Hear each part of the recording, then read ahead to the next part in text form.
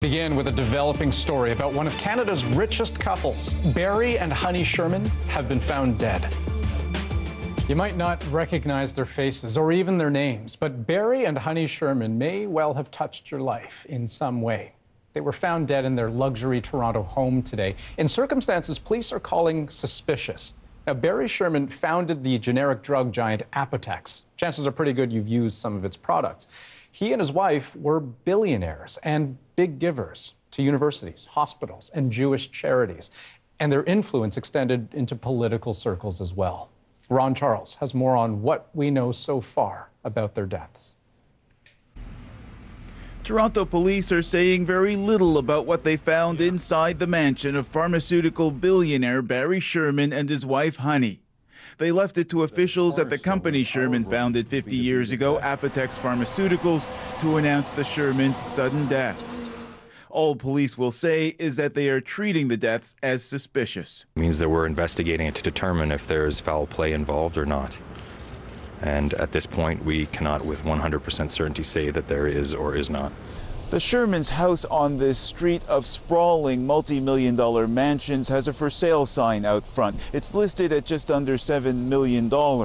Their neighbors, who declined to do on-camera interviews, say the Shermans were friendly and social. One neighbor who was home throughout the day said he didn't hear or see anything at the Shermans' house until police arrived. Police say that was after someone inside the house called 911. At 11:44 this morning, Toronto police responded to a call. It was a medical complaint, and we had fire and ambulance attend as well. We've discovered 2 bodies of people inside a home here in the Bayview Avenue and Colony Road area.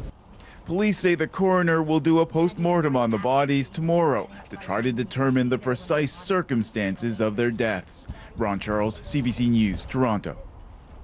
Now, as I mentioned, the Shermans were well known in political circles. That was clear today from the outpouring of reaction. And a little earlier tonight, the Prime Minister tweeted, "Sophie and I are saddened by news of the sudden passing of Barry and Honey Sherman. Our condolences to their family and friends and to everyone touched by their vision and spirit." Now, the Shermans were also charitable, giving money away, gifting millions and millions to charities. They were well known and well respected in the halls of power, but they also weren't strangers to controversy. Renee Filipponi explains. Strong-willed, outspoken, and incredibly entrepreneurial. That's how Barry Sherman is being remembered tonight. Can a drug company say to you, if you want this tablet, give me everything you've got? Give me all your money?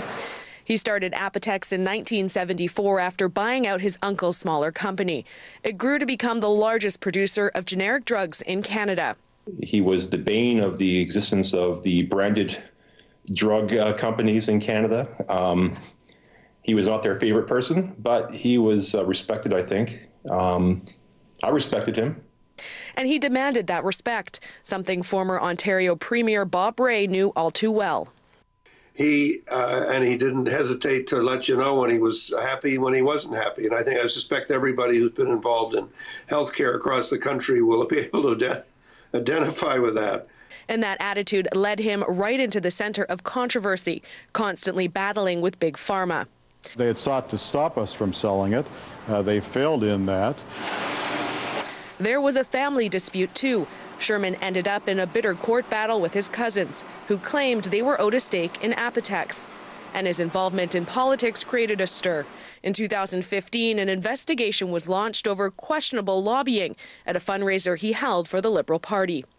Along with being a shrewd businessman, Barry and Honey were also generous, giving tens of millions of dollars to hospitals, universities, and Jewish organizations. Their success, they were extremely successful in business, but also very, very giving people. And I think it's going to be a big, big loss. And the Canadian business community has lost a truly remarkable individual. A shock to many today as they reflect on the life of a man who not only shook up the drug industry, but also gave back to his community. Renee Filipponi, CBC News, Toronto.